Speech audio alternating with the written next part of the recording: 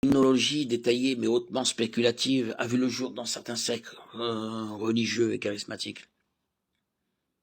Divers mauvais esprits sont surnommés Jézabel, Python, Dalila, Sirène, Absalom.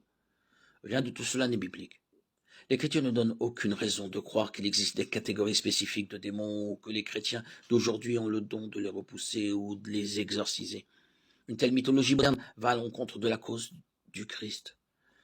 Le passage le plus complet sur le combat spirituel dans le Nouveau Testament, Éphésiens 6, 10, 18, concernant l'armure complète de Dieu, mentionne qu'en effet, ce n'est pas contre l'homme que nous avons à lutter, mais contre les puissances, contre les autorités, contre les souverains de ce monde de ténèbres, contre les esprits du mal dans les lieux célestes. Cependant, l'accent est mis ici sur les armes que Dieu fournit pour la victoire.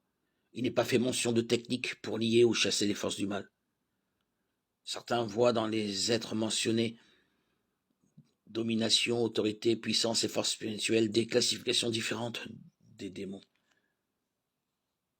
Mais c'est lire dans le texte plus qui ne nous dit. D'après la Bible, les démons sont des anges déchus qui ont suivi Satan lorsqu'il s'est rebellé. Apocalypse 12 dit que le dragon Satan a balayé un tiers des étoiles du ciel.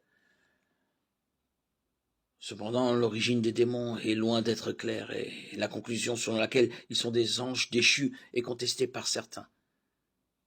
Dans Apocalypse 12, 9, nous lisons « Il fut jeté dehors, le grand dragon, le serpent ancien appelé le diable, et Satan, celui qui égare toute la terre.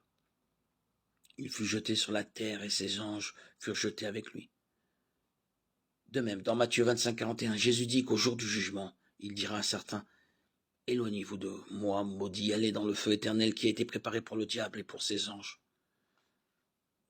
Cela peut signifier que les démons sont des anges déchus qui sont tombés en même temps que Satan, ou que les démons sont appelés anges dans le sens fondamental où ils sont les messagers de Satan, qui est le sens littéral du mot ange.